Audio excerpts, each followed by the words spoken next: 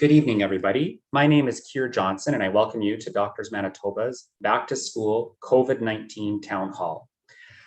I will be your host for this evening, and like many of you, I'm also a parent 7 days a week, and I have a lot of questions about COVID, and I'm hoping to get some answers tonight. I have a 10-year-old who will be starting grade 6 next week, and I want to know that schools are safe for her to go to.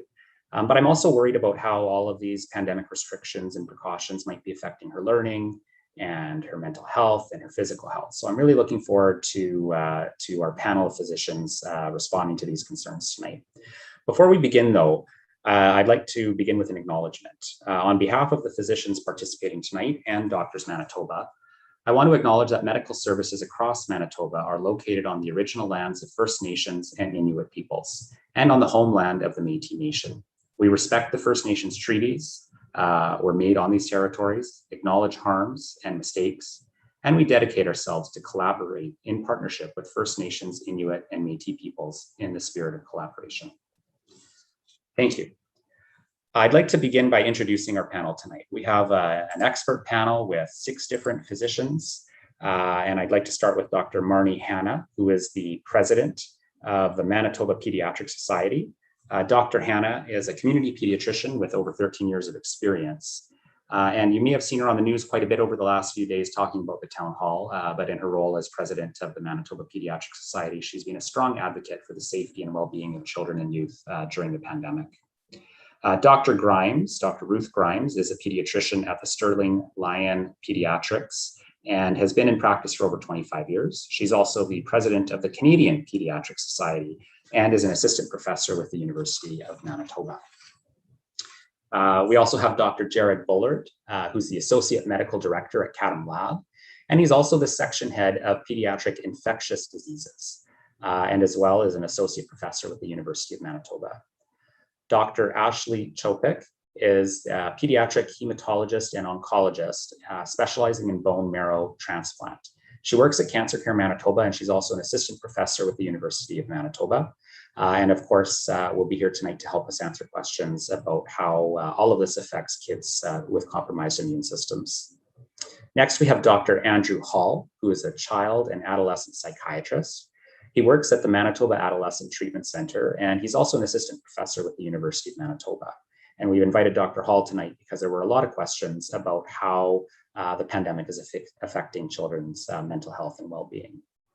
And last but certainly not least, we have Dr. Melanie Morris, who is a pediatric general surgeon, but she's also the Indigenous health lead at Children's Hospital. And she's an assistant professor with the University of Manitoba as well. So please join me in welcoming our panel. We'd like to get right into the Q&A. We actually received hundreds of questions in advance of the town hall, and we'll also be watching the chat tonight to tackle some of those questions as well. You can add your questions into the chat at any time, and we will do our best to get to as many questions as we can tonight. Based on the questions we've received so far, we've grouped things into 4 themes for this evening. First, we're going to talk about the risks. Specifically, what risk does COVID pose to children and youth, and what are the risks in school? Next, we want to talk about precautions, including what precautions help to keep schools lower risk for children. We'll also talk about the impacts of all these precautions and restrictions on the mental and physical health of children and their learning and development. And last, we'll touch on the vaccine, including how safe and effective the vaccines are for children and youth, and when they may be approved for younger children.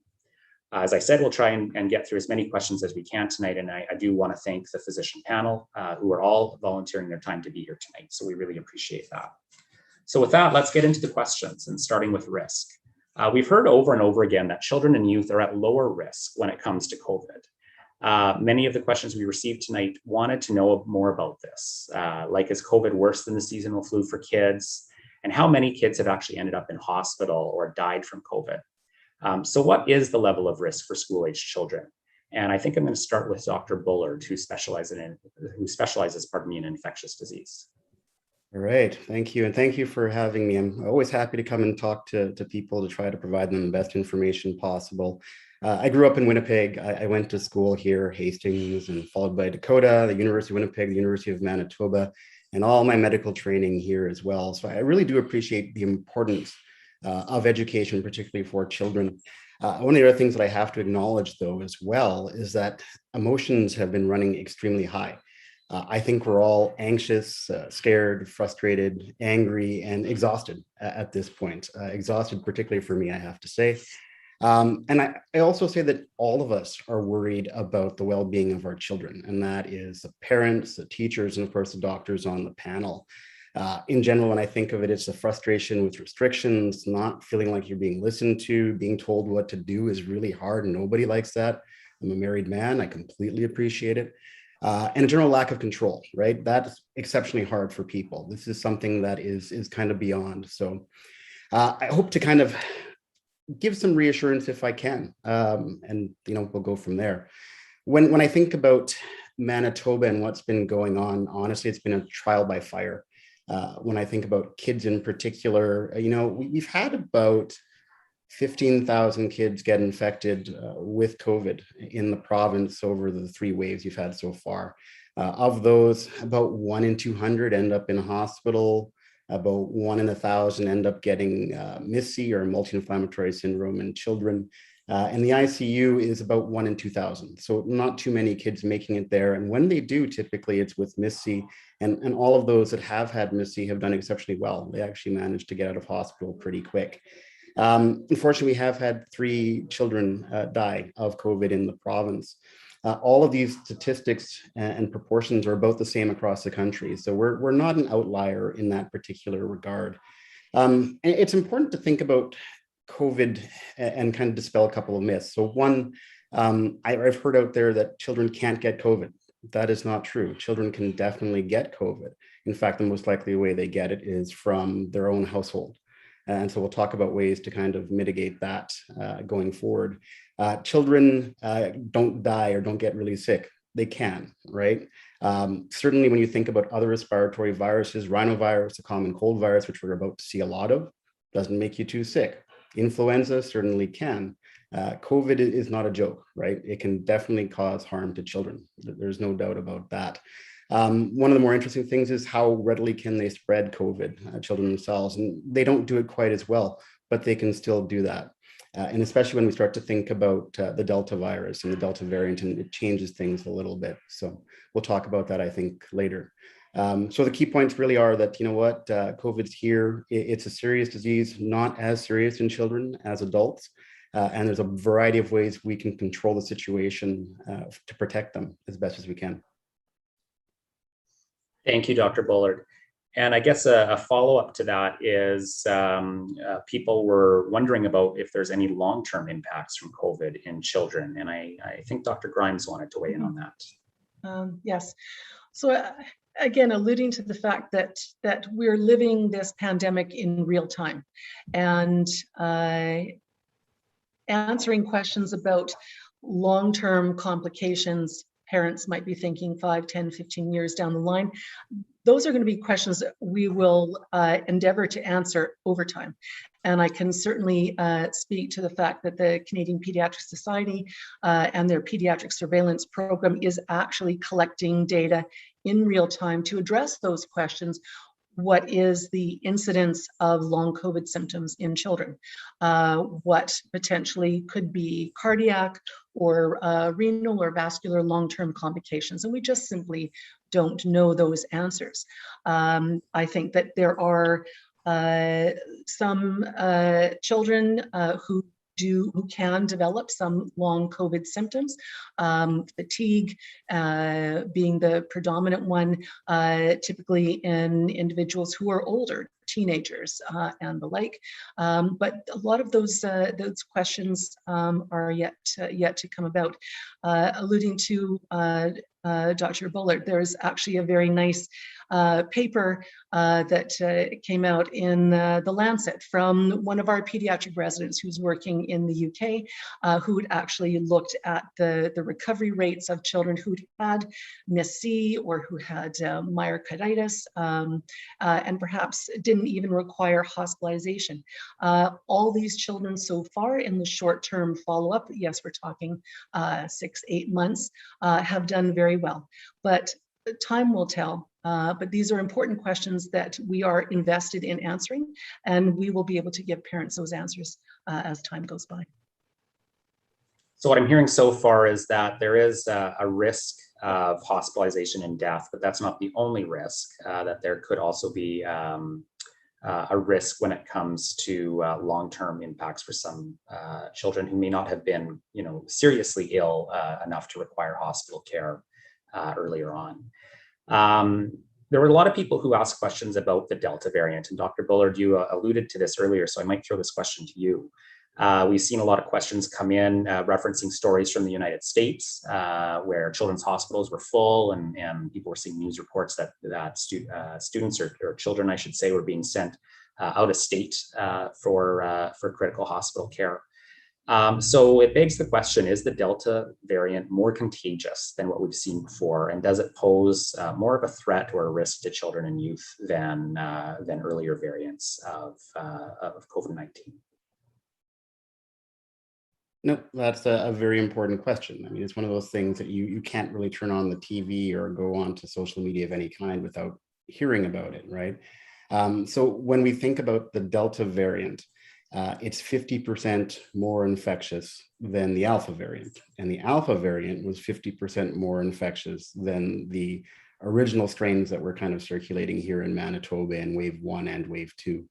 To give that context, though, it's important to know that the first version of SARS-2 could pretty much infect maybe 2 or 3 other people. Alpha does maybe 3 to 5. When we're talking about Delta, it's probably in the order of 6 to 8. So that's certainly an increase in infectiousness, right? And part of the issue is that when you have a more infectious virus, it's going to spread in the community faster. That's just the nature of this virus, or any virus, really. And so even if there was not increased health risks with the virus, you're going to see more kids have problems with it, right? Because just more of them will be infected. And when you're talking about millions, that's just a potential consequence. Now, we do have some data, like you said, from the States saying that there's a lot more hospitalizations, and we have a little bit to support that, certainly in Ontario.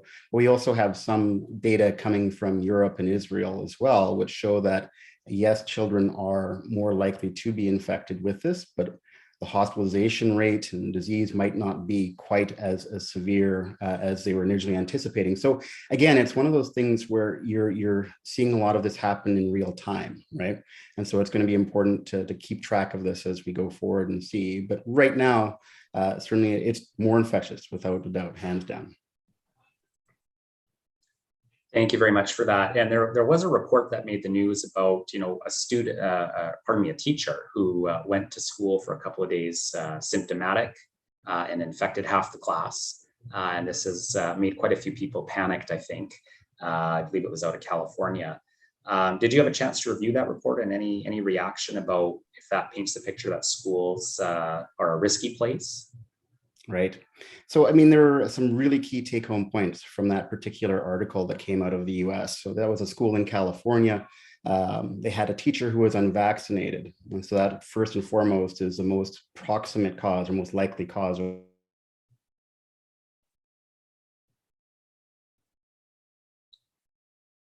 Oh, Dr. Bullard, are you still there?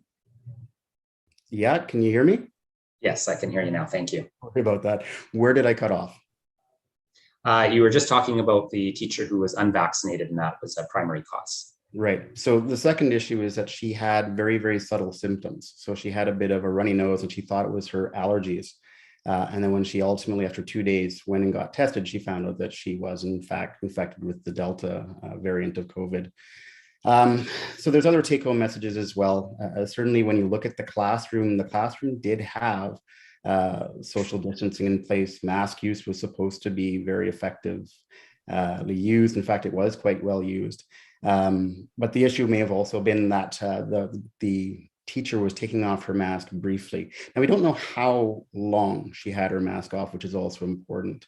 But the key take-home message, I think, from that was unvaccinated, 1, and 2, went to work for full 2 days sick, and that the symptoms were very subtle. So we really have to be aware of that.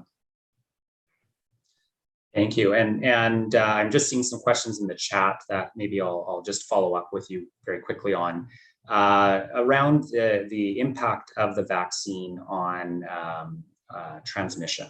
and if being vaccinated, if you can still transmit it, or if it does decrease your risk of transmission. Any feedback on that? That's a really good question. Absolutely. I mean, there are many benefits to the vaccine, and we certainly have some data coming out talking about the viral transmission dynamics, so the ability of this virus to be transmitted when you're vaccinated, including the Delta variant. The neat thing is that, yeah, we've seen people who still get infected. However, what you find is that the amount of virus they have drops off quite significantly within 48 to 72 hours.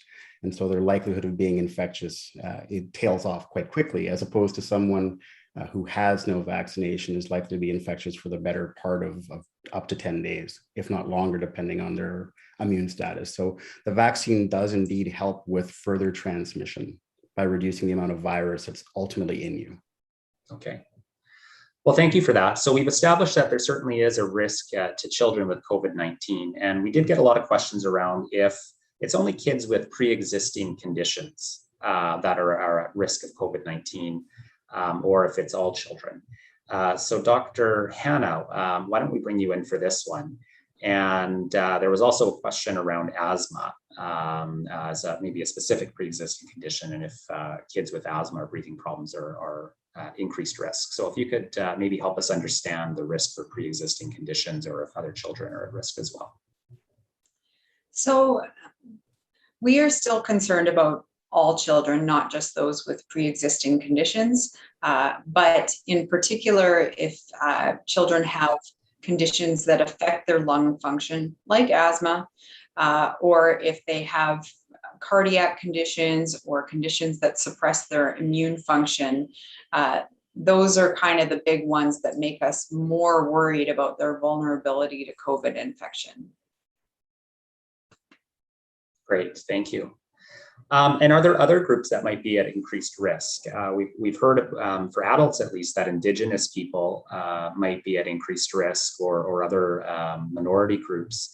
And Dr. Morris, I wonder if you'd like to weigh in on that. Thank you. Yes. So I am a pediatric surgeon. I'm Métis and Francophone, and within our communities, what we've seen is that there's been a disproportionate level of complications associated with COVID within minority groups, and specifically within Indigenous groups. And there's ongoing research in regards to why this is occurring. However, there are certainly impacts related to the communities that are not within Winnipeg, so more remote communities, and their access to different interventions in this regard, certainly put communities at risk.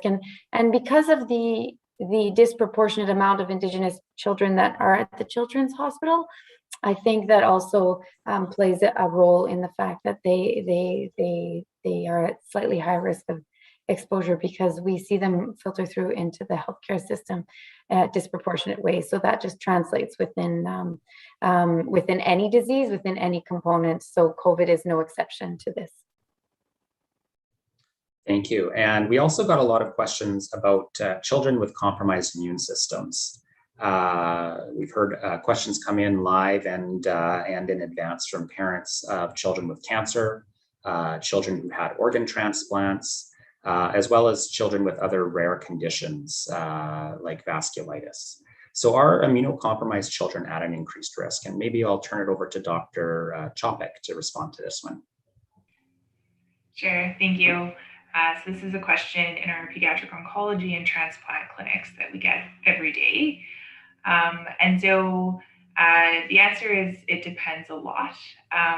It depends on your child's individual situation, truly, and would encourage parents and families to talk with the person that they see every couple days, because we usually see our patients very frequently. The bottom line for us really is that children who are actively receiving chemotherapy, there's different stages and time points in your treatment that may put you at higher risk, that we worry about those children. And those are children that have very compromised immune systems, and And the parents of those children know what their blood work looks like because we give it to them almost weekly. And those children have very low types of white blood cell counts, specifically neutrophils that are quite low, below 0.5 is the number. And those children we do think are at an increased risk of becoming quite sick from a COVID infection. However, other children who can be on chemotherapy even don't have that degree of immune suppression, and therefore aren't necessarily at an increased risk compared to other children of becoming quite sick. And so that's why every case really is quite specific. We know that children who are very early post bone marrow transplant are likely at an increased risk, and that's really within the first 3 months. But otherwise, we don't feel that children beyond that are at an increased risk, as well as other children who have immune deficiencies, really, including things such as vasculitis or vasculitis. We don't necessarily feel that they're at an increased risk of becoming quite ill. So the bottom line is, if you have a severely compromised immune system, there may be an increased risk for those small numbers of patients in the province. On the whole, though, there was a recent article in the Lancet Oncology that children otherwise that don't have those very severe immune compromise are not at an increased risk of becoming sicker. Yeah, and so really the message for us from an oncology standpoint is that we're encouraging most children to attend school and to be vaccinated if they're eligible. And it's really these very few situations that we're having one-on-one conversations with these families that we're keeping them home and keeping them safe. But really the benefits of school, which we'll talk about a lot later today, outweigh the risk to most children with compromised immune systems. Thank you. We had quite a few questions come in about younger children who aren't eligible to be vaccinated and if they're maybe at increased risk. And I'd like to read one of them. I have a daughter who cannot be vaccinated as she is not yet eligible. She's almost 8 years old. Should I be worried about her catching COVID and getting very sick? It's concerning that COVID is coming for the unvaccinated, and that means our young children. I'm trying to put my mind at ease before school starts. This is certainly a question I identified with as a parent of a 10-year-old who can't yet be vaccinated. Dr. Hanna, I wondered if you wanted to weigh in on this one. Yes, so I feel in particular like I can identify with this question because I actually have a daughter who is about to turn 8 years old and is definitely not yet eligible to get the vaccine. And this is something that I worry about all the time as I work in a job where I never know what I might be bringing home in spite of all the precautions we take. So one thing we always talk about when it comes to infants who are not able to be vaccinated yet is cocooning them and trying to make sure that everybody around them that is able to get their vaccines gets them, because that will greatly reduce the potential risk to the child or the infant who is not yet able to get certain vaccines. That is one of the best things that we can possibly do. Many other steps are being taken. I have sent my child to school whenever I could. So I'm a strong believer in going to school and not just staying home. But, I understand why parents are nervous, and the best thing we can do is get vaccinated ourselves. Thank you very much. And the last question that we've heard come in from a few parents, but also particularly from some physicians who are watching tonight, is I guess you could call it the risk of people ignoring other health issues. Perhaps it's because they don't want to bother physicians or go to the hospital that they think are overwhelmed with dealing with COVID. And I imagine this might impact surgery. I imagine it might impact a lot of other things like routine immunizations or checkups that people might be skipping or putting on hold. And Dr. Morris, as a surgeon working at Children's Hospital, is this something you're seeing at all? Yes. So I think it's very natural with all the uncertainty to be apprehensive about everything, essentially. And one of the things that when you're going to the hospital to get treated, you might be concerned that you go to a place where you're at increased risk. And that's a normal sort of concern to have, except that when we look around the hospital, they have done an extraordinary job of maintaining all the utmost precautions and security measures to maintain a facility that can treat all the other illnesses that didn't stop because of COVID. So appendicitis, for example, or for all the other things that kids go through, these have continued throughout our pandemic. Now, what I think I've been hearing from parents is that they're nervous to both come to the hospital because of perceived risk, or also because they feel like maybe there's not enough space, or maybe there's not the same attention to the same diseases. But I want to reassure parents that, in fact, it's extraordinarily important to continue to treat your children as if their illnesses that existed before are treated in the same way currently. Sometimes we're seeing delayed presentations and some of the surgical problems that we used to see a little bit earlier, but I strongly recommend that people categorize these illnesses the same way they would prior to the pandemic, because they will be treated the same way. They'll come to an institution that's extraordinarily safe, and both from any member of this panel, we treated all these things before the pandemic, and will continue to treat them in the same way.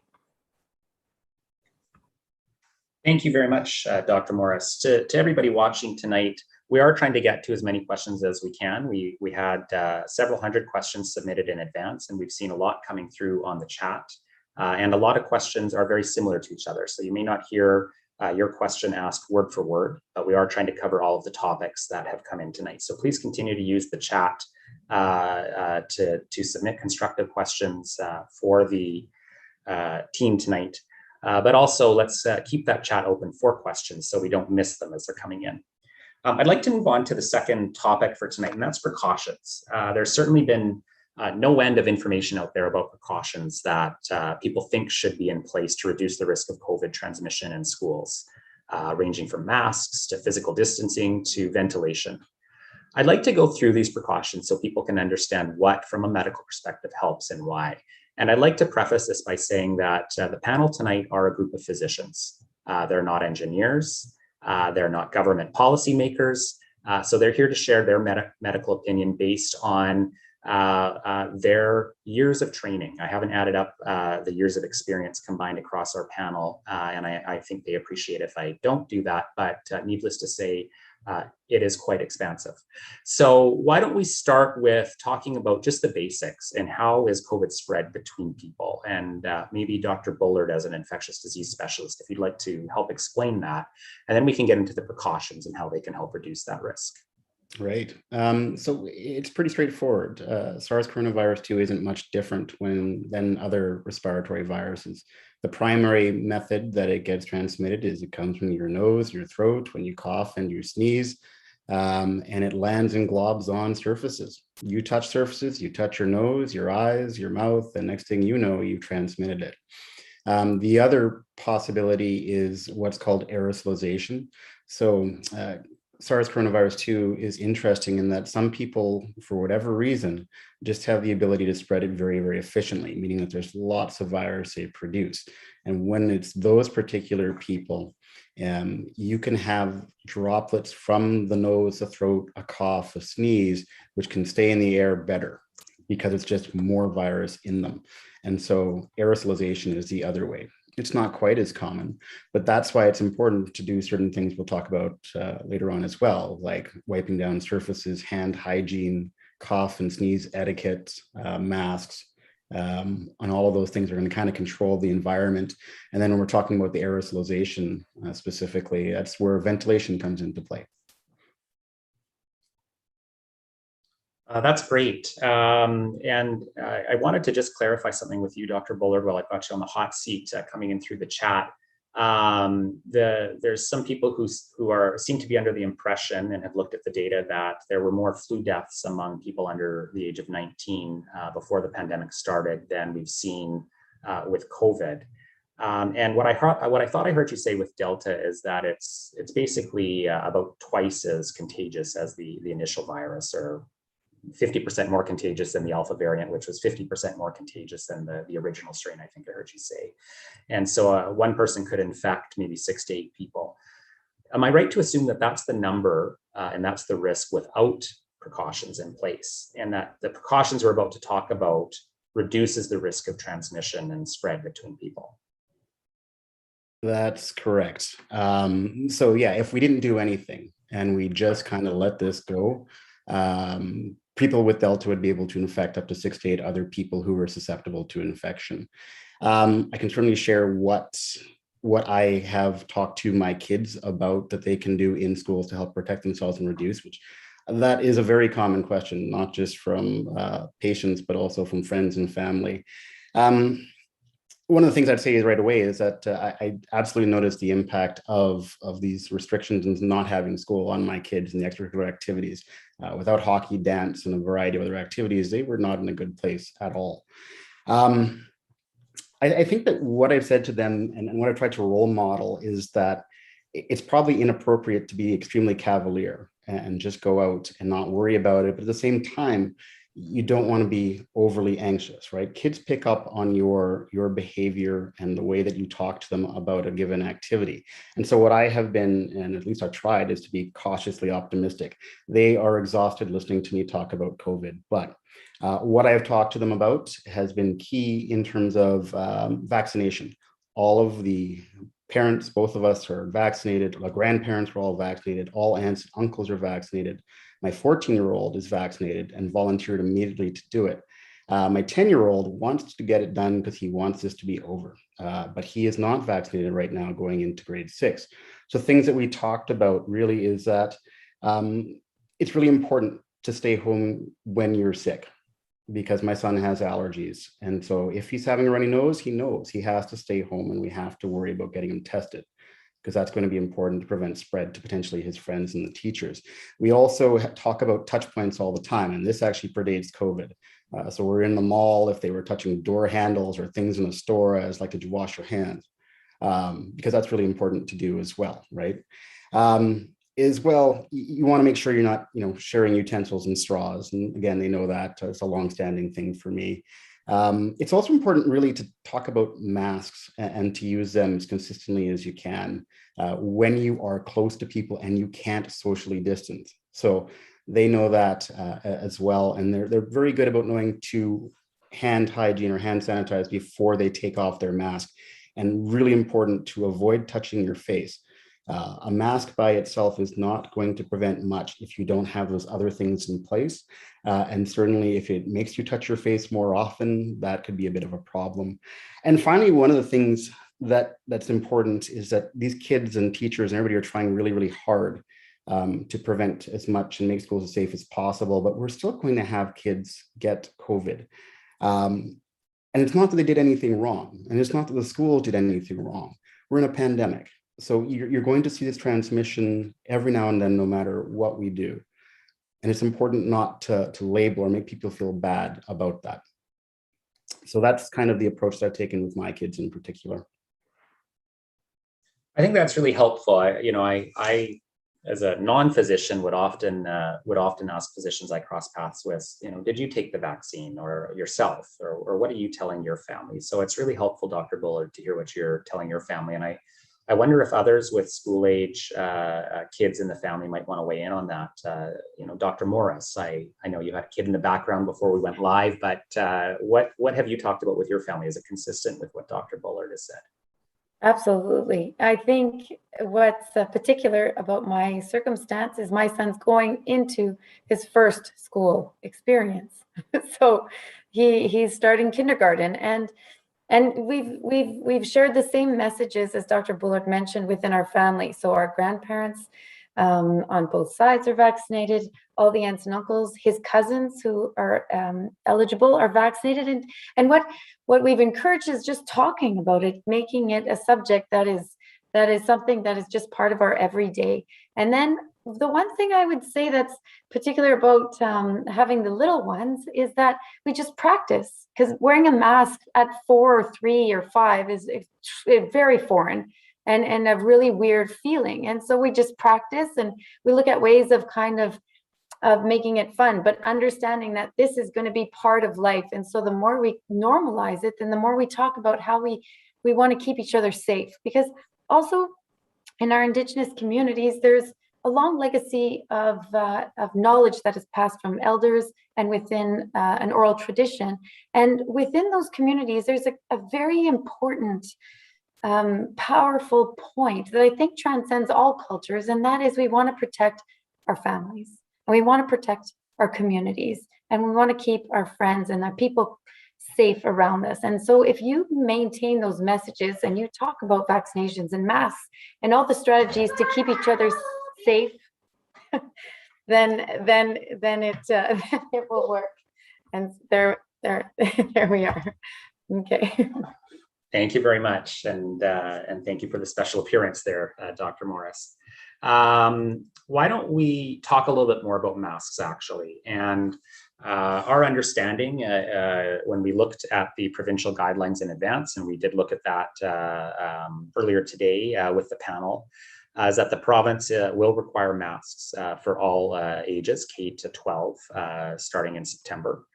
And that it would be a regular non-medical or cloth mask. And so there were some questions from parents around, is that good enough? Should I be getting medical masks or even N95 masks for my kids when they go to school? And Dr. Bullard, I maybe wanted to go to you as an infectious disease specialist. What do you have to say about the type of masks that should be used in school? Right. I would say that when I look at the most polarizing thing in the most recent months, it has been masks and vaccines. And you know what, masks are certainly a very helpful adjunct when you use it as a whole bundle. Mask by themselves, when you are close to your buddies and all of those things and not washing your hands and not getting vaccinated, probably not that helpful. But when you add it on to everything else, that's an additional layer of protection for you. So that's good. When you think about the masks that are available out there, you certainly have these N95 masks. Do we need that in the community? No. As a healthcare worker, that might be important if you happen to be doing care for a person with COVID, especially if they're likely to aerosolize that to you, right? And that's for your own protection. In the community setting and in a school, probably not necessary. There's lots of other ways that they're going to be protecting our kids when they're in school. When it comes to surgical procedural masks, again, those are designed primarily for healthcare workers. So they work quite well. And keep in mind that Health Canada does, in fact, have standards for those masks. The tricky part is that not all cloth masks are equal. And so you really have to be careful to make sure that the material is appropriate, there's enough layers in the material if they're a cloth mask, and that you're careful to change it if it's getting excessively moist, right? Those would all make it more likely that they won't work as well. If you want to get surgical medical mask, you can. If you have a really good cloth mask, that is equally okay, as long as we're using all the other measures in place to make sure that we keep our kids as safe as we can. Thank you very much. And I wonder when we hear about masks, and certainly I think we heard about this from Dr. Morris a little bit earlier, that putting on a mask, especially with young children and teaching to do this, some parents are worried about whether kids can do it correctly and not pull up their mask all day in the wrong way, and make sure that their hands are clean before they take it off and that they're taking it off in the right way. And I wondered if I could put somebody on the spot to maybe show us a little bit about how to do it. I imagine that one of the physicians might have a mask nearby. Dr. Bullard, do you happen to have a mask that you might be able to show us how to put it on and take it off? The irony is that I brought a mask home with the intention of demonstrating it, but I don't actually have it near me. But it looks like Dr. Morris is ready to go. I don't know for sure. Dr. Morris, do you have a mask nearby?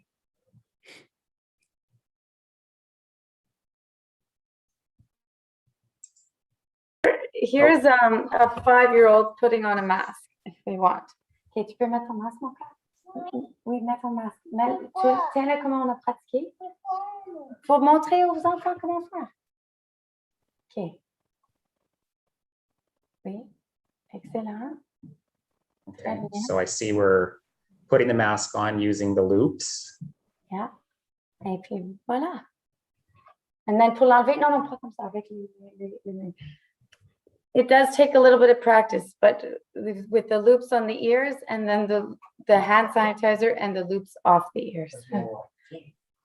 Yeah, I'll add into that. What we practiced a lot with my kids was when the mask comes on, hand hygiene before it goes on, touching only the ear loops over the ears, making sure there's a good fit with the nose and over the chin. It is not appropriate here. It is not appropriate down there. And when you're taking it off, exactly like Dr. Morris said, is hand hygiene before, ear loops. And an additional thing you can do is actually lean forward, and you can minimize stuff if you just take it off like that. Your hands don't go near your face. Versus this, probably not good. This, probably not good. So. Well, thank you very much for the demonstration. And it sounds like, just like we teach our kids to look both ways before they cross the street, this is something for now that we've got to teach our kids how to properly use a mask. And we understand it's something that many schools will be reinforcing, or all schools, all teachers will be reinforcing in the classroom. And maybe I'll just take this moment right now to say thank you to parents and thank you to teachers and educational workers for everything you're doing to keep schools safe and to try and make the current situation as good as it can be for children going to school. So thank you very much for that. So we've talked about a lot of the precautions already. It sounds like physical distancing will be important. And when we look through the provincial guidelines, the expectation is that there will be physical distancing as much as possible, and that the mask breaks may be permitted in school when kids are physically distanced. We also understand that students will be cohorted in grades kindergarten to I guess grade 6, and that also that hand hygiene will be reinforced as well throughout the schools. There were a lot of questions about ventilation, so I might want to just bring this one up. And I'm going to preface this question by just letting everybody who's watching tonight know that, of course, this is a panel of physicians, and many of them have looked into this topic because it's important, but they are not engineers.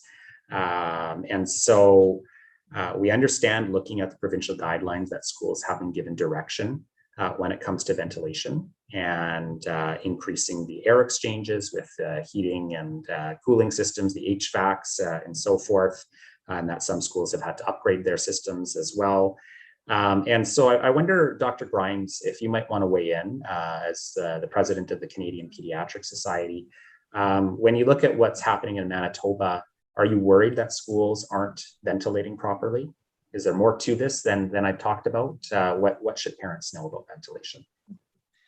Well, I think that parents should be aware that, schools, buildings, I mean, there is a very definite building code in Manitoba, and ideally schools and the Board of Education should be supporting the protocols and the code requirements for ventilation. Certainly the American Academy of Pediatrics has a very lengthy document on safe return to school and have formally addressed the issues of ventilation. To be honest, there are really just some very simple, basic, common things that schools can be doing. Certainly while we have good fall weather, any opportunity to appropriately conduct a class or activities outside in the fresh air should be taken upon. Improving ventilation in a room honestly can be as simple as having a window cracked open, having a door cracked open, and just allowing free flow of air. Teachers should be, allowed free access to the thermostats, and instead of having it on automatic, have the fan on, so that fan going continuously is also increasing the circulation of air throughout the room. So I think, trust that our schools are following appropriate codes and maintaining the HVAC systems, but there really are some very basic, simple, common sense things that teachers can do in their classroom and schools can do to guide their teachers on more outdoor and open air activity. Thank you very much. We also had some questions around the topic of testing and case management and contact management. My understanding, and maybe Dr. Bullard, you can help me understand if this is correct, is that not a lot has changed on that front, that people who have symptoms should stay home, parents should be screening kids before they go to school every day, that if somebody does test positive, becomes a case of COVID-19, that public health will be notifying close contacts. And that sounds very similar to what has been in place throughout the pandemic, especially in schools. So does that sound consistent with your understanding? That's correct. Public health and education have been working pretty closely, but so far it probably won't be changing, or there might be a few subtle changes. But all of those apply, including the testing when symptomatic, staying home when sick, filling out that pre-screen to make sure that you should be at school. Those will all help keep everybody safe. Okay. Dr. Chopek, I might come to you just as we've gone through all of these precautions, and I know you've been listening. We've also received some questions from parents of children with compromised immune systems and wanting to know if there's anything extra they should be doing with their kids to help them stay safe. Some have asked about keeping their kids home from school and so forth. And I'd like to read one of those questions for you.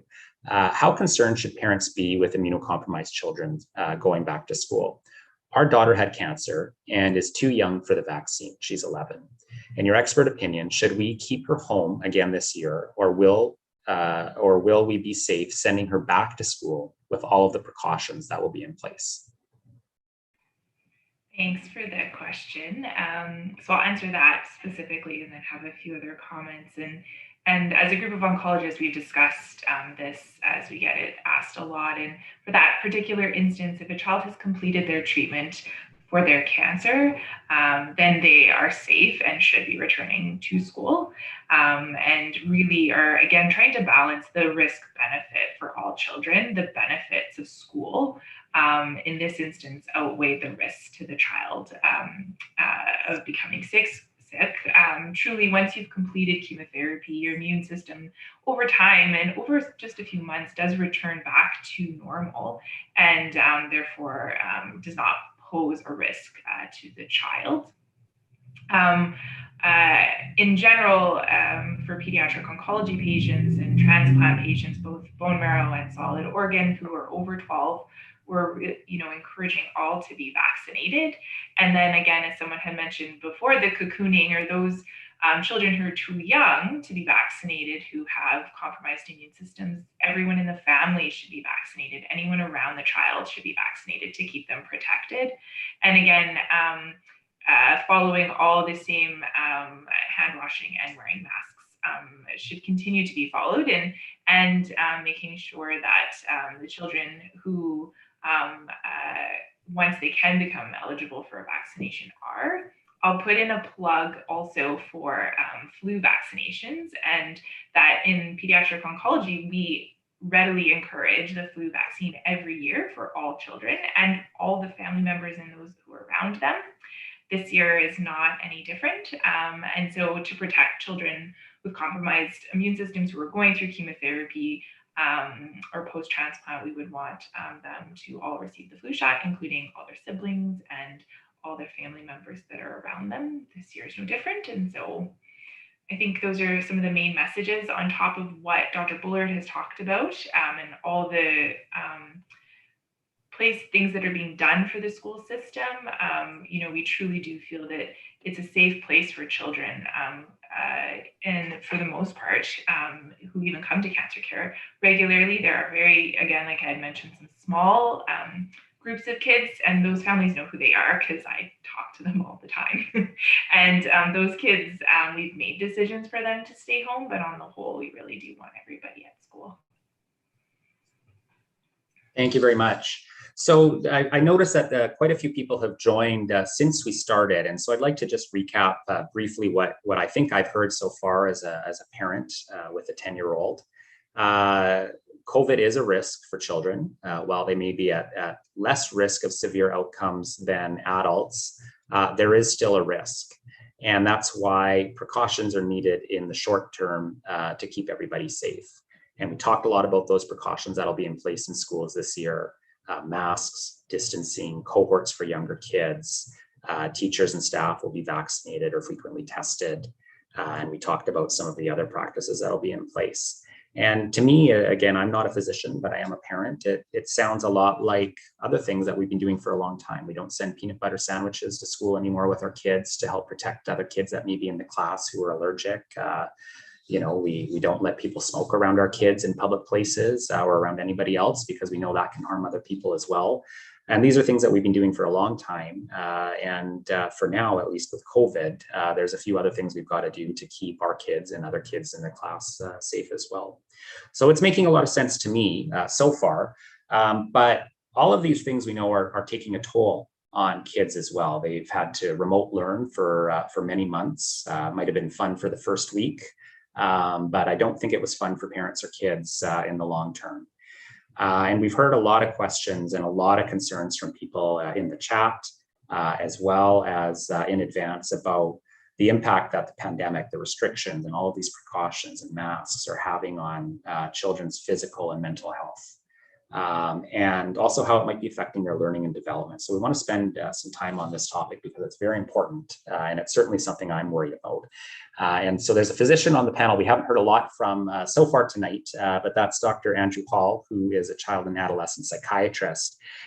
And so I wonder if we could start with you, Dr. Hall, and to talk about the restrictions on children and all of these things, isolation and remote learning and reduced activities and not seeing your family and friends and all of that. These must be having a psychological and emotional impact. So what do we know about the impact that this is having on children so far? And is any of this leading to more depression or suicide or other mental health issues that psychiatrists are seeing?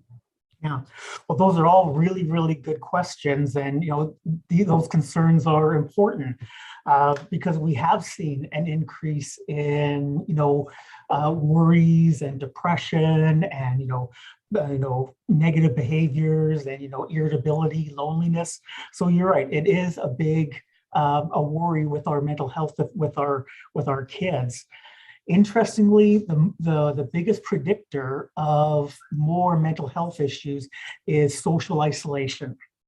So social isolation is the biggest predictor of mental health issues.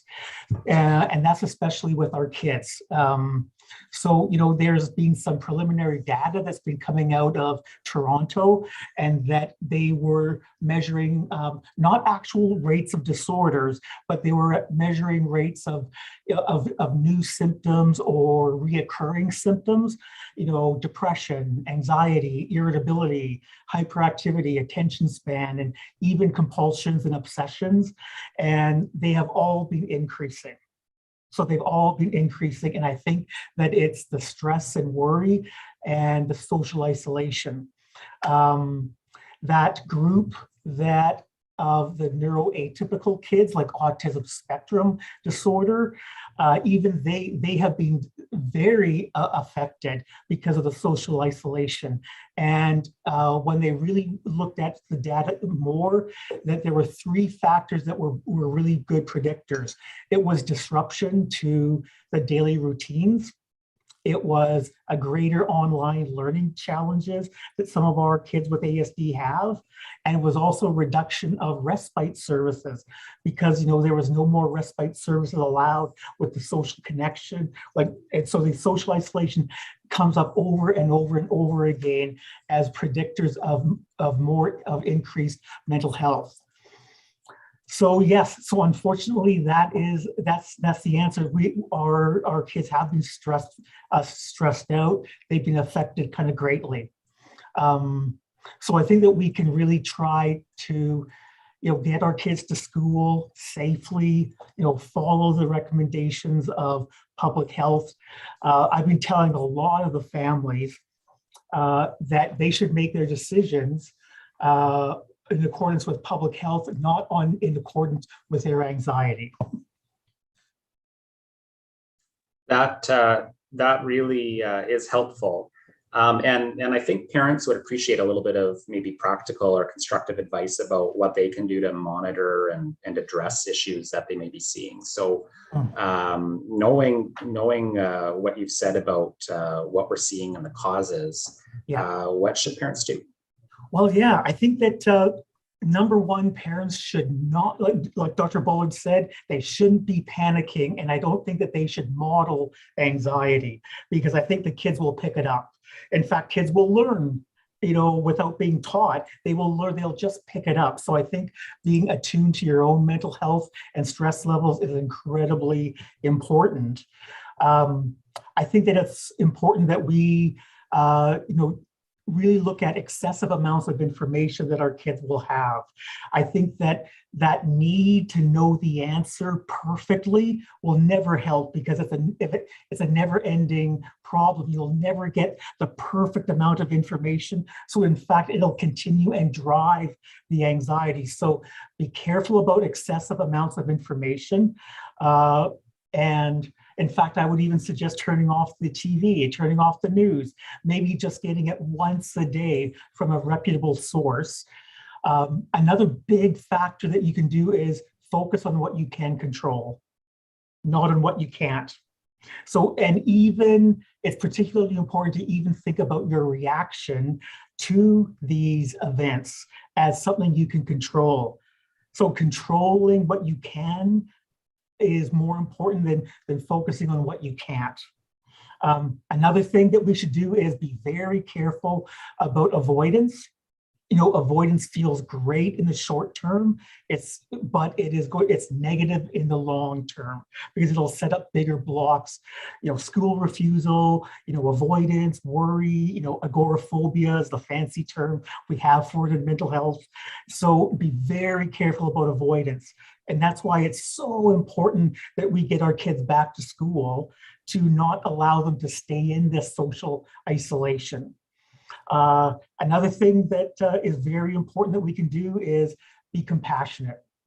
So we have to be compassionate to ourselves, and I think to others around us as well, because this pandemic has been incredibly stressful in ways that we don't even remember or even acknowledge. So I think that everybody's stressed out, and I think irritability comes out, short-temperedness, and so I think we really need to focus and be careful about being compassionate to ourselves and to others.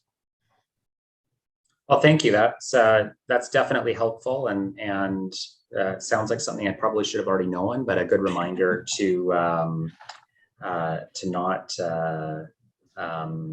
maybe focus too much on this with our kids to get them stirred up.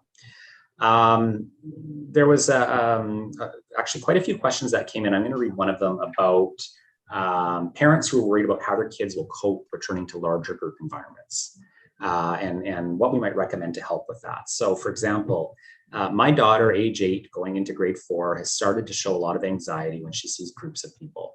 I try to remind her that we have the masks on and we're really distant, but she gets extremely tense, and I'm worried this anxiety will continue when she goes back to school and even after the pandemic. How do you recommend instructing kids to follow the rules while not making them scared or anxious?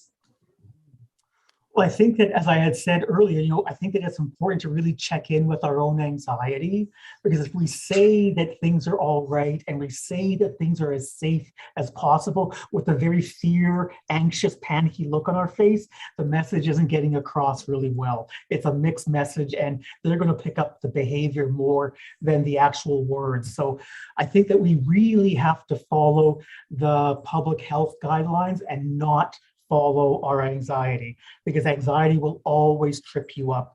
In fact, anxiety gives us what we would call cognitive distortions or thinking errors.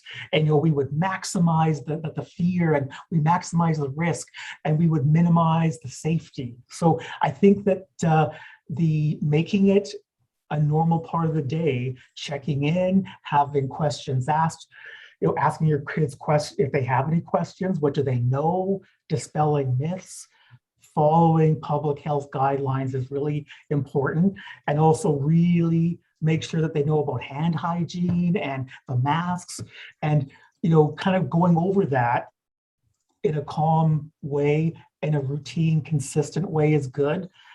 There's only going to be a very small percentage of kids, say kids with autism spectrum disorder, that would focus on rules excessively. And if that does happen, the interventions that we have done for ASD kids who get perseverating or excessively rigid on Thomas the Train or on stamps or on collecting newspaper, whatever the interventions that we're working with are going to work with the guidelines, we're going to work with the rules about COVID. So, but that's only a very small percentage. Another group that could be at risk is those kids that have a pre-existing temperament to anxiety, like anxious temperaments and worry. And once again, it's grounding yourself in things that you can control and not really worrying about the things you can't control, and saying that repeatedly, with a calm demeanor, not with an anxious, frustrated, kind of demeanor, because that's not going to get the message across. Thank you. That's very helpful. I'll mention that we're at the 8 o'clock mark, and our town hall was originally planned for an hour, but I believe most of our panel is able to stick around for just a little bit longer. And we'd like to get through a couple more questions on the impact on kids from these precautions, and talk briefly about the vaccines before we wrap up. So we'll try and keep things moving quickly. And we've also seen a lot of these questions come up in the chat. For example, we received questions from parents, and I've seen them come in the chat, about how masks might be harming their children's health or affecting their children's health. How healthy is it for children to wear masks while they're doing physical activity? How healthy is it for elementary age children to wear masks all day when their lungs are still developing? Will wearing masks do long-term damage to kids as they're growing, and these kinds of questions. So Dr. Grimes, I wonder if I can throw this to you about the potential negative impacts of mask wearing. Certainly, Kira, thank you. So the good thing is that concerns about lung development, oxygen levels, carbon dioxide levels, immune system development in the use of masks are really all myths, and there is no evidence to support any concerns regarding masks. There have been studies even in children under age 2 during regular play. So everybody knows that at this point we don't recommend children under the age 2 to be wearing masks, but in fact, measuring oxygen levels, carbon dioxide levels, just their general physiology was not impaired at all with use of masks. So there really is no concern whatsoever that way. There may very well be a sensation of dyspnea or shortness of breath with exercise, and I can certainly attest to that when I was needing to wear a mask, and I'm an asthmatic, and wearing a mask and needing to work out at the gym. It's a question of finding the right mask, but it's also just getting used to that sensation. But at a physiological level, there is no disruption to my heart or lung function. And this has been demonstrated certainly in otherwise healthy adults and children. So I think I can wholeheartedly reassure parents that there is no health risk to children wearing masks on a continuous basis through their day at school. Right. Thank you for that, Dr. Grimes. And I saw a question just pop up here from somebody saying they've seen studies that say the opposite. And I'd just like to mention to folks watching tonight that these physicians have years of experience. I think in Dr. Grimes' case, 25 years of experience. She's the president of the Canadian Pediatric Society, and it's incumbent on her to stay up to date with all of the studies. And so there are studies that contradict each other. This is science, and there's lots of studies that come out But what physicians and scientists do is they look at studies broadly to see what the weight of all of the evidence is. And that's why we have them on the panel tonight. And we'd like to keep that chat open for questions as much as possible, please. So the other thing we saw, and this just came up a little while ago, that the psychiatrist mentioned that kids use our looks more than our words in figuring things out. With masks being mandated, how is this going to hurt their development of seeing these kinds of things? And that was very similar to questions we got in advance. People worried about how mask wearing might be affecting learning and development, linguistic development, not being able to see people's lips moving, particularly at younger ages. And Dr. Hanna, I wondered if you could maybe weigh in on that. Yes, thanks. So actually, there are no known studies that show significant effects on speech development in young kids, but I can completely understand why people would be worried about that, because babies do learn by watching our faces, watching our lips move.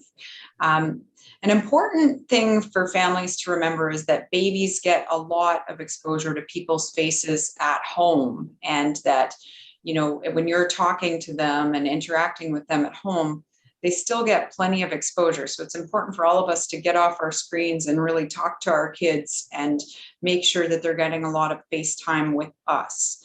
The other important thing is that children who are visually impaired actually develop speech and language skills at the same rate as their peers. So children who can't see learn how to talk just as well as children who can. So that's something interesting to keep in mind when it comes to the mask wearing. I'm amazed with how well babies can tell when I'm smiling at them in the office and respond and smile back. And so there are many other ways to get across emotions and what you mean with your talking, even if they can't see your mouth. Thanks, that's great to know.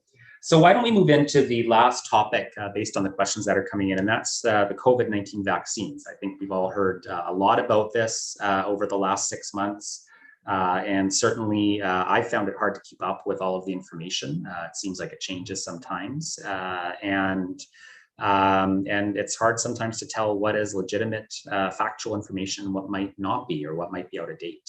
So that's why I've got you guys here tonight. I guess the first question, full stop, are the COVID vaccines approved for children and youth in Canada right now safe and effective for these age groups?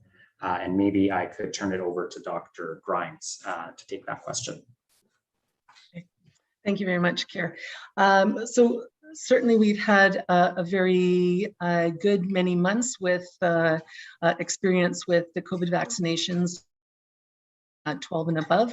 We have a very robust and active impact program across the country, monitoring for adverse effects from immunizations.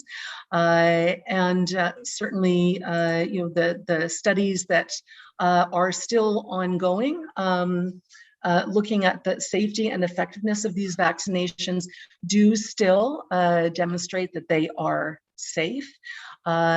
People who may have tuned in to the town hall on vaccines in May, we did address the concern around myocarditis and pericarditis, so inflammation of the heart muscle and the air tissues around the heart, and that bottom line is the likelihood of contracting myocarditis and pericarditis from COVID is infinitely higher than the incidence with the immunization itself, and that any cases of myocarditis or pericarditis are self-limited, self-resolve, typically are not requiring hospitalization. I think that as we've moved across with our different variants and recognizing that the Delta variant, and with more children being affected, particularly with cases down in the States, I think we are recognizing that if you look at vaccine effectiveness based on individuals who are demonstrated infected with the illness, then we recognize that in relation to the Delta virus compared to the other variants, that the vaccines are slightly less effective, perhaps in the order of 65 to 70% effectiveness. But the key is, when we look at severe illness requiring hospitalization and especially admission to ICU, these vaccines are highly effective, still reducing the likelihood of hospitalization well in the order of 80 and 90% of hospitalization rates and minimal admissions to ICU. So I think we still need to focus on immunization, and immunization bubbles around our children until we have these vaccines that are available, and still recognizing that infection rates in schools tend to mimic and reflect the pandemic surrounding them. So if we want to minimize COVID illness in schools, we need to be doing everything we can to increase our immunization rates in adults and those who are eligible in those communities surrounding those schools. And I think that is the concern, and the concern that I have for children attending schools in areas of this province where we have significantly lower immunization rates. And I think the school experience may be different. Only time will tell, but definitely we need all the adults to be immunizing themselves to protect the children around them. Yeah, and certainly I did see a question come in from a parent who was in a rural community. I think it might have been Winkler, who was worried about kind of the juxtaposition, I guess, of a low vaccination rate combined with low compliance with public health measures as far as she's concerned in the community, and how those two things together are kind of creating a perfect storm that she's quite worried about. So I hope hearing tonight the encouragement to get vaccinated and the reassurance about the level of risk and the need for precautions to be in place is something that's reassuring to people across the province. So if I have it correct right now, only kids who were born in 2009 or earlier, so age 12 or turning 12 this year or older, are eligible for the vaccine right now. And Dr. Bullard, I'm going to put you on the hot seat again. I know we don't have any fortune tellers or engineers on this panel, but we certainly do have physicians who are following this very closely. So Dr. Bullard, this is what my daughter Juliana, who's only turning 11 in about a month, wants to know desperately. When can she get the vaccine?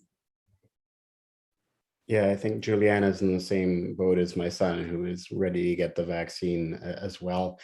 I think it's really important to point out a couple of things, right? Certainly the vaccination is key, but when it comes to children, you also have to realize that they do have a little bit more innate immune system protection against viruses, which is kind of a neat finding. It's also important to know that not all immunity is from vaccination. We know now, based on the seroprevalence studies in Manitoba, that 1 in 6 Manitobans have been infected with COVID. And that's a pretty substantial number. So that implies that 1 in 6 children also who can't be vaccinated have probably been infected with COVID. So there's some degree of immunity. That's not to say get COVID to get immunity. That's not the best plan at all. Vaccination is definitely the route to go, but there is some pre-existing immunity out there. So when it comes to the vaccine, that is an absolutely common question that I get. And I think that when we're studying vaccines in particular in children, we want to make sure they are as safe as possible, like any other intervention in any other group.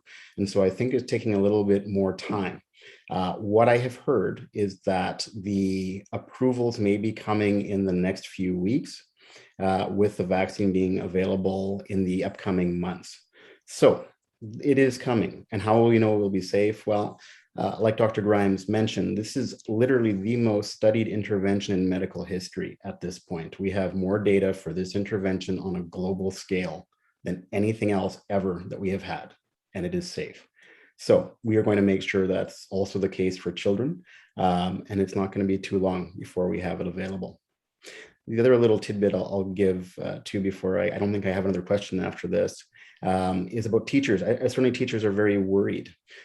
We do have some data here in Manitoba as well, showing that teachers compared to the rest of the adult population got.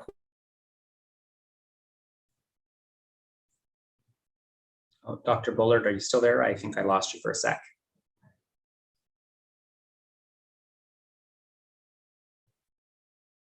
So we'll maybe give Dr. Bullard a moment to just reconnect, and we can come back to the issue of teachers. But maybe in the meantime, we can just touch on consent.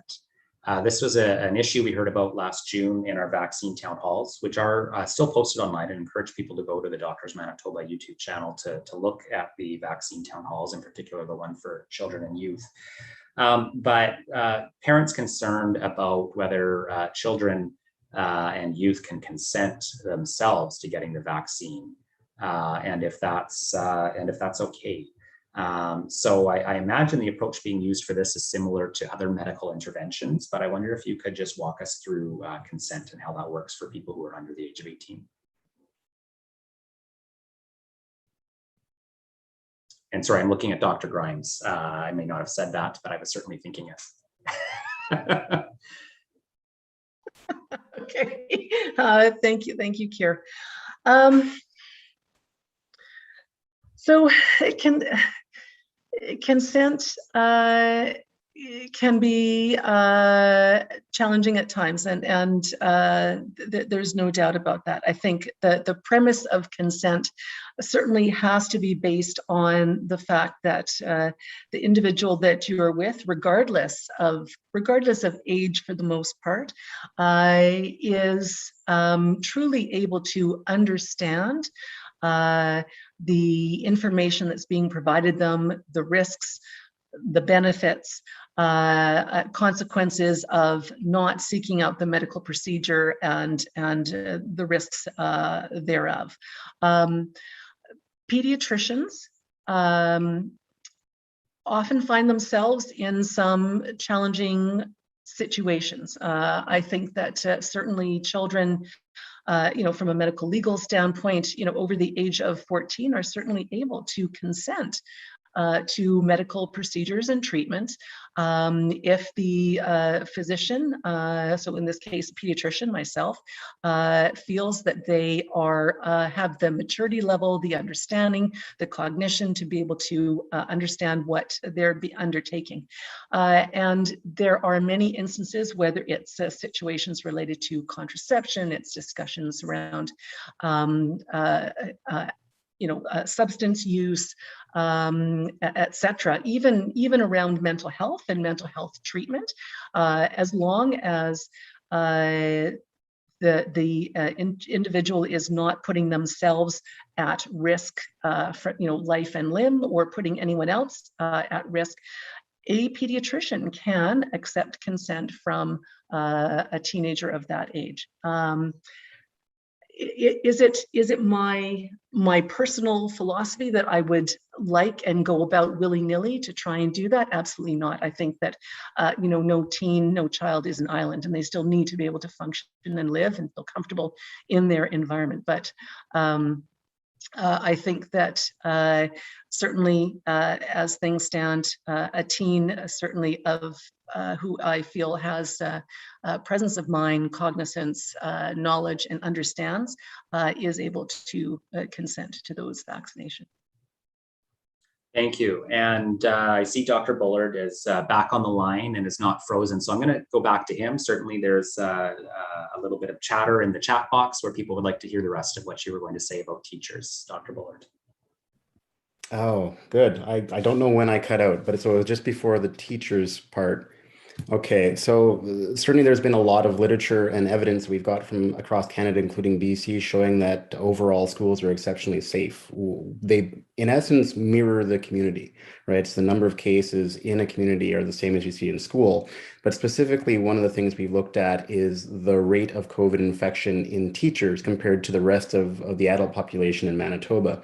And what you find is that the rate in teachers is about half.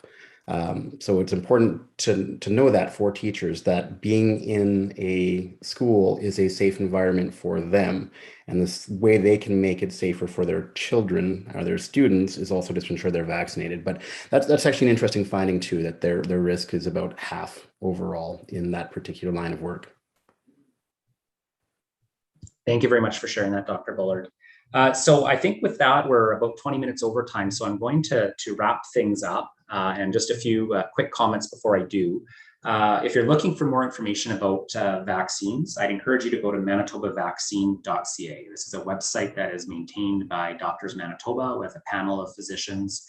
It is not maintained by the government, so you're getting independent medical advice and answers to your questions at that site. And you can also find physicians who are willing to take appointments to offer the vaccine or to take questions about the vaccine. There's a vaccine finder on the site. Further, you'll find links to the town halls that were referenced earlier about the vaccine specifically that we held just a couple of months ago. So again, visit manitobavaccine.ca for those questions. If you have a family doctor or a specialist or a pediatrician who's caring for your child and you have specific questions about your child and the level of risk and the precautions that they may be taking, you should always seek specific medical advice for your specific situation. But the advice tonight was general and was meant to try and help parents keep their children safe and keep them in class, and certainly something that I'd like to see happen for my daughter as well. And we've seen some questions around whether or not this town hall will be posted for people to watch after. Absolutely. You'll be able to go back and watch it on demand anytime. And we certainly encourage people to do that and to share the link with friends and family who may not have been able to watch tonight. So with that, I'd really like to just take a moment to thank our panel of physicians for their time tonight. Again, this was their own time. They're not being paid to do this, and they're not even getting a t-shirt this time.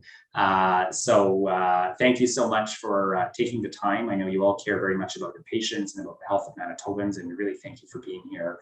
And I'd like to thank everybody who tuned in tonight. It looks like we had just about 2,000 people throughout the evening who watched at different points. So thank you very much for tuning in. And again, talk to your doctor or come to manitobavaccine.ca.